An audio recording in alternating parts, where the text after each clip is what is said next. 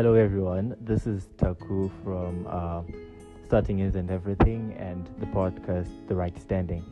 And today we've got a businessman in the house, Mr. More Nyazungu.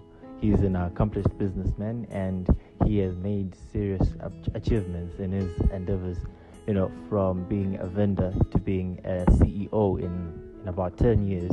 And he also got the award of the youngest executive of the year from the MegaFest Awards. And he is also the one who has a company which got an award for customer focus. So today we're going to learn a lot from him.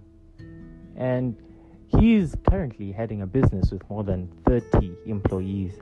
More than 30 from being a vendor. Come on, how many people are able to do that? And now he has more than one branch, one in Harare and another one in Bulawayo, which are two major cities. And there is another branch that I hear is in Zambia. So today we got a big businessman who's making progress. So anyway, we're going to be having him in the house, and maybe we would like to say a few words before we proceed. Mr. Jerry Mosa.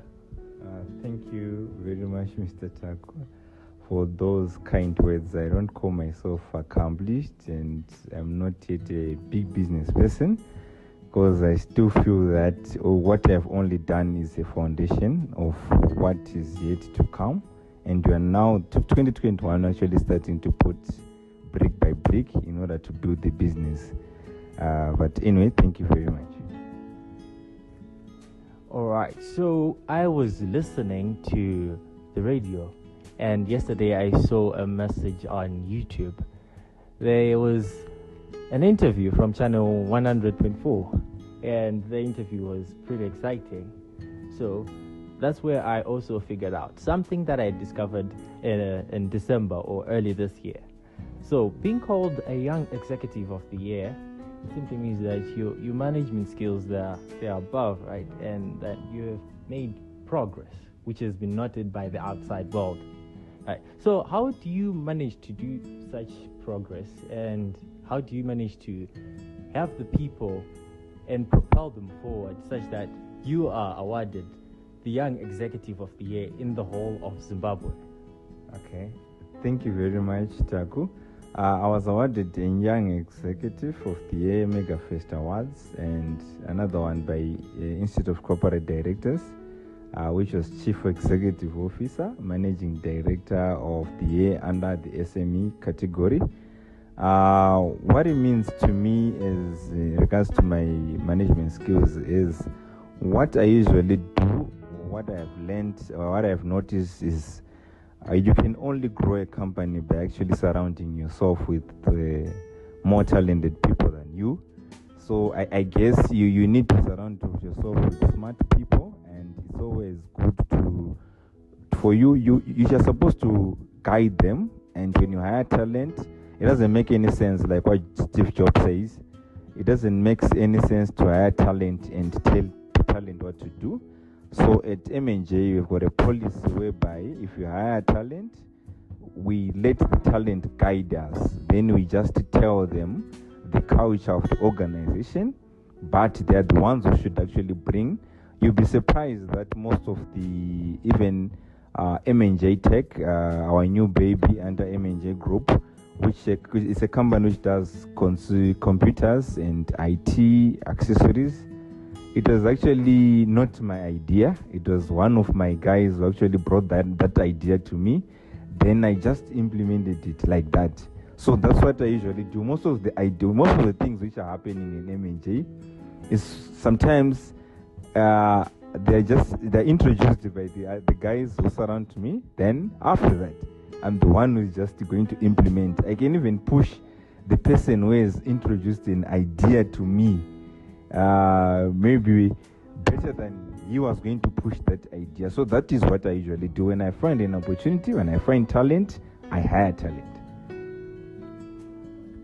Okay. So it seems to me like you have managed to be the youngest executive of the year because you identify talent and you make sure that it's fully utilized, even if the person doesn't realize how big the talent they have and how far you can get them. Okay, this is great. Now, starting from being a vendor, now you are the CEO right now, but you didn't start as a CEO, right? So from being a vendor and coming up until you are the CEO in a country that is a very shaking economy, like how did you get past these excuses? Because everyone has an excuse for not coming up when the economy is as bad. So how did you overcome these excuses, and how did you just come on top of the situation? Okay, thank you very much, Taku. On these days, I'm actually surprised that I'm the CEO. I'm better used to my title of being a vendor. Yes, I was a vendor in 2005 up to around 2009. So from 2005 to 2009, I was selling sweets, I was selling bananas in dusty areas of Budiri, Glenview. That's what I was actually doing. And even when I was a vendor, I recruited about 4 people when I was a vendor, and we're doing what we called payphones. I don't know if the young guys of nowadays knows of the payphones, which were used in 2000 around that time. So that's what I was using, and I managed to employ about 4 people. So I trust in getting more people involved. So just getting the yes, I was given this award. It actually came as a surprise, and what actually happened when even nominated, my company was the one which was only nominated. So it just came as a surprise on the day of the awards. But anyway, what I believe in is you should actually stop making excuses. I think everyone wants to be a boss, but no one wants to write a check. And everyone wants to go to heaven, but no one wants to die. So what I believe in is I want to lead, and I'm not a shy guy. I'm the person who can easily hire and also easily fire. When someone is doing bad, no one wants to take those shots. So those are decisions, and just stop to make excuses. Like every excuse you find that is legit. You can make each and every excuse. Like right now, we're under lockdown, we're under COVID-19. You should actually find ways to maneuver in this kind of economy. The economy of Zimbabwe is not an easy place to do business in, because we've got our own challenges which have been there for now. It's now the 21 years. So actually COVID is not actually making it any easier. But if you put like what I usually do is I take standards from Japan, I take standards from China, I read many books from America. So if you take whatever is happening in America, those guys, they work very hard. They've got a culture which is there to work, unlike a culture which is currently here in Africa, specifically in Zimbabwe, whereby everyone is online during working hours. If you ever noticed, Taku, check on your Facebook timeline. The number of people who will be online, the number of people who will be online on WhatsApp during working hours. And if you have a relative who is outside the country, South Africa, UK, they're hardly online. They're busy working. If they're online, they're doing business. So I think that now you can find an excuse. But for a young person who is currently saying that there are no jobs, when you're not applying, it doesn't make any sense. When you're not attending any interviews, when you're not developing yourself as a person, like I will never recruit. I think starting from 2021, I'll never recruit someone who is busy doing nothing. Like you can even attain your master's, your doctorate, but if you're doing nothing, which means you're supposed to read business books. They are available, they are free online. Even if you get on Tube, there are a lot of videos which can develop you as a person. So thank you. I think people must just quit giving excuses, and they have to just chase those dreams. I'm actually even chasing my dream.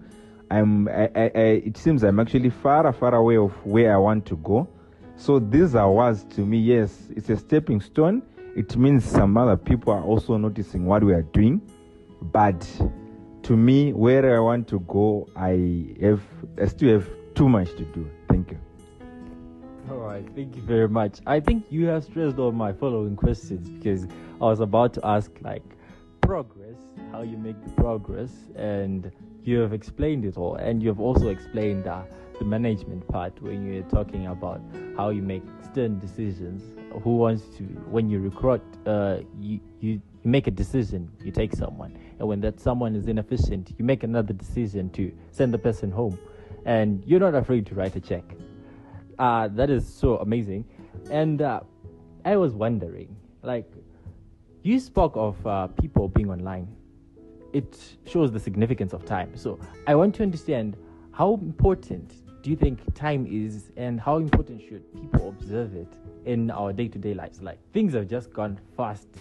I was talking in the morning to my aunt, and we were saying that, where there were 1,000 postmen, now because we have WhatsApp and we have mobile phones, things are just happening so fast.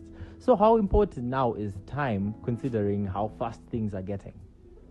Oh man, thank you, Taku. Time is everything. To me, time is actually scarcer than money. I believe that money is there, and money is just like water. You can go to an ocean today. You can just fetch any amount you can take home. So what happens is, like, if you take off our Strive Masiwa, he has managed to have his they call maybe a tunnel, a small tunnel, which is bringing money to him. Then you talk of Elon Musk, who has managed to actually drill a river to take water home through that river. So what I believe in is time is everything.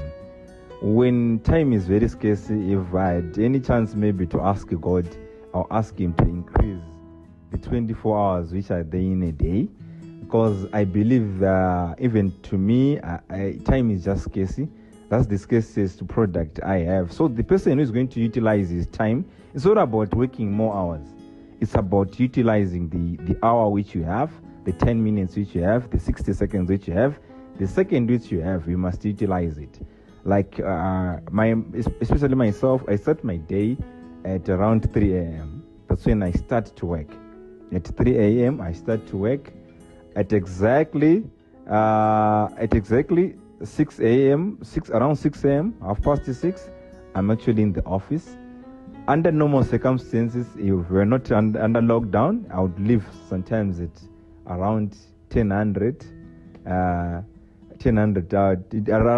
around 2000 hours or around 2100 hours. So that's my schedule. And sometimes people often criticize the way I work, especially in 2021. I've worked for all the days in 2021 except for the first. I've never taken any off day. Our company right now, we've got a motto, which is a mantra, whereby we're saying it's every day is business at M&J, whether we're at home, whether we're working from our homes. But M&J is open to help you 7 days a week, 24 days in a day, and 365 in a year. But I just said I want to lead. I usually like leading from the front. So if I'm coming home, if I'm coming at work at half 6 or at 6 a.m., so who are you if you're going to come at 8 a.m.? So if I'm leading from the front, it's actually easier. And under normal circumstances, I'm the one who opens the doors and lock them. So that's what I usually do. Even if there's a hard project which is there, I try to lead from the front. So that's what I do. So I just want to tell even the young people, those who want to venture into business, entrepreneurship is all about utilizing your time and chances. Like you actually said, it's a technological era whereby things are happening so fast. So if you fail to utilize all those chances, you're bound to lose. So I encourage everyone, young people, old people, because it's not about age. I think it also fits all in terms of time. It's not about age. I think KFC was actually founded by someone who was 65 years old, and he died whilst he was a billionaire. So even when you say you can, I can give you an example. This is a billionaire who is in America. His name is Grant Cardone. He runs a real estate and he sells training companies. Right now he's a billionaire, but he's 62 years old. He was voted the most influential person. He was in the top 5 of the most influential people on social media. But he's just a businessman. He was the only one who was not a celebrity, who was not a musician or a sportsman. So what I'm saying is, if an old guy who is 62 years old is hitting Facebook, Twitter, TikTok, Instagram, LinkedIn better than a young person who is 18, 25 years old, so what's your excuse? Let us utilize the time. If you're on Facebook, post as much as you can. Because the biggest problem of many businesses is obscurity. They don't know what you're doing. You can have a best product, a best podcast, but if it doesn't have a following, if people don't know about the podcast, you're just wasting your time. So let us utilize the time. When you're on Facebook, when you're on WhatsApp, don't waste time on following these other celebrities. I won't mention by names, especially in Zimbabwe, but I will encourage you to just maybe look for successful stories. Look at what is happening. Look at stories which can inspire you, like the Joe Biden story, whereby right now is the president of America, but he was once a vice president. He tried several times, but he failed. But right now is the president, is the most powerful person in the world. So I urge young people, old people, it doesn't have to do with your age, whether if you're 80 years old, you can run the streets on Facebook. Thank you. Oh, this was very insightful. It doesn't matter how old you are, as long as you know how to use your time wisely and how to maneuver yourself through the perks and the stable and the stumbling blocks in life. Now, it's so evident that from where you've come from up until now, there is a story, like a huge story that has to be heard. But then I want to know, were you always this determined and this focused in your endeavors, or there is a point where everything changed and it all started to be, I'm focused, I'm going to do this, and this is how I'm going to live my life? Okay, thank you very much. I think on that one, I was focused. Even when I was young, I knew where I wanted to go. I think I started saying I wanted to be an accountant at the age of around 10 years old.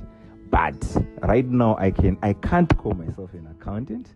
I'm no longer a fan of accounts, but I'm actually a fan of sales, because I believe that you cannot do anything without selling. For you to be president, you must sell.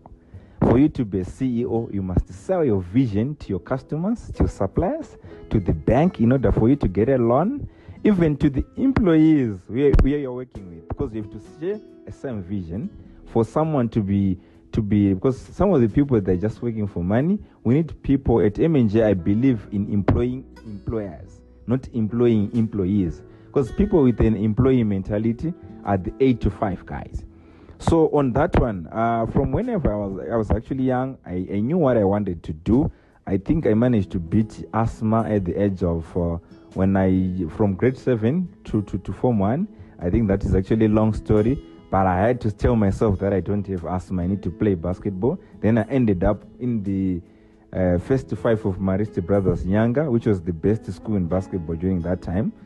So those are all the achievements. I'm always a fighter. Whenever we lost a basketball game, I could cry because I wanted always to win.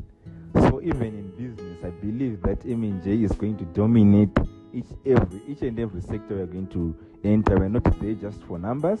We're not there just to get a small house, but what we need, we're aiming for those private jets. We are even aiming to own a street, not to own a commercial building. So I grew up like that, but there was a turnaround, like when I was a vendor, I knew what I wanted to do. It was a time of survival. I needed to survive. I had what I believed is right. But unfortunately, up to 2020, I had what I thought is actually right. But it was kind of unendorsed when I started reading a lot of books. I started reading books in April 2020 to take it seriously. Then April 2020 to December, I had read 31 business books. So, but most of them were sales and marketing. So those books were like endorsing what I already believed in. So whenever I'm doing something, I now know that Bill Gates actually thinks the same. Kevin O'Leary actually supports me. Grant Cardone supports me. Tom Hopkins supports this. So even if you go like even right now, if you say you're firing someone, it sounds like you're evil. But no, it doesn't mean you're evil. You're just trying to correct that person. Because sometimes other people, you can only correct them after firing them. They can only be better people after losing a certain privilege. So I think in 2020 was really a turnaround, and I now have a lot of virtual mentors I'm following in America. I've got books which I'm reading. I think in 2021 I've already read 5 books, and we're still in January because my target for this year is 50 books. So I just want to encourage everyone who wants to venture into business. If you really want to achieve something, please try to read books. If you read books, you can change your mindset. So to just answer your question, I believe that I think it was a God-given talent, or God was leading me to people who are tough. My father was tough. The people I lived with were tough. I started renting at the age of 18 years old, and my first landlady was even tougher to me because I used to clean a toilet. I used to water a garden. During that time, I thought she was being tough to me, and I had to attend a Bible lesson every day at around 1900 hours. So all that actually changed me and molded me to be a better person. So I believe I was lucky, and God actually gave me the right people. Until this time, I believe that I have got a role to play in the economy of Zimbabwe. Thank you very much, Mr. Jerimo. This was amazing. I mean, you started renting your own apartment at the age of 18. Considering that you lived in Zimbabwe, that is phenomenal, because usually people stay with their parents until they're in their 20s. Even some get to their 30s in Zimbabwe. But you had the chance, though it was a little bit brutal to you at that time or in your mind, but then you took it. So now I have one last question. One last question before we close this session today. What is your take about mindset and how people should think in order to benefit their management and as well as their progress in life? Okay, thank you for that question. I think that is a good question. Everything actually starts in the mind. Like these days, there's a lot of we're being given statistics every day, COVID statistics, and there are recoveries, deaths, the cumulative cases. I usually want to focus on the recoveries rather than on the deaths. But most people, they focus on the deaths. So if you focus on bad news, what you hear, what you see, is what is going to affect you as a person. You know, there are actually young people who are educated, very talented, just because they were told maybe with their parents, with the news, with the newspapers they like, that there are no jobs. They are not even taking a shot to apply because they believe that Zimbabwe has got no jobs. Then there are people who are also watching news. Like these days, if you watch news, like myself, I don't watch news. I started, I think from 2020 up to now, I don't watch news. I don't watch soccer matches. I even abandoned my favorite soccer team, Barcelona, because that was now a change of mindset. So what I believe in, I now focus more on how I changed my mindset. I've converted my car to be a library. Every time I'm listening to an audio book, I'm listening to something which can help me build my business, build my marriage. Because it's not just being successful as a business person. You also need to manage your marriage, to manage your wife, to manage your kids. Because if those people are not going to share the same vision with you, you are bound to fail. Because first, that mindset is to change your wife's mindset, your kids' mindset, your friends' mindset. So if you've got negative friends, you think that they're going to change your mindset, better leave them. If you've got a wife who you think doesn't have same mindset with you, leave that person. If you've got a girlfriend who is beautiful, but she doesn't share the same vision with you, I urge you to look for someone with the same mindset. Because like what I was actually saying on news, on TV, like there are people actually ready to break the negative news, because the negative news sells than positive news. There's no headline which actually says 10 million flights, they all arrived at their destination, and that becomes a hot story. But if one plane crashes, it's going to be breaking news for the whole week until they find that black box, what the last words of the pilot, how the passengers are actually crying until the crash. So what I believe in is, let us focus on the positive news. How do you get positive news? Listen to this podcast, listen to business news, find something which is motivating. Always find the Bible which can give you teachings which is motivating. Don't focus on death. Yes, COVID is real, but if you're going to, what you think of is what you happen. If you start thinking of an accident, you better have to call your insurer and tell him that I'm going to be involved in an accident very soon, because that's what you're thinking of. If you're thinking of death, surely you die. If you're thinking of being sick, you get sick. So your mind can control everything. So I urge young people, I urge everyone to change the mindset. If you think Zimbabwe, by being a Zimbabwean, you're at a disadvantage, you will never be rich, you wait for the government, you're going to wait for the leaders, you're waiting for your boss, you're just killing your future. So change that mindset.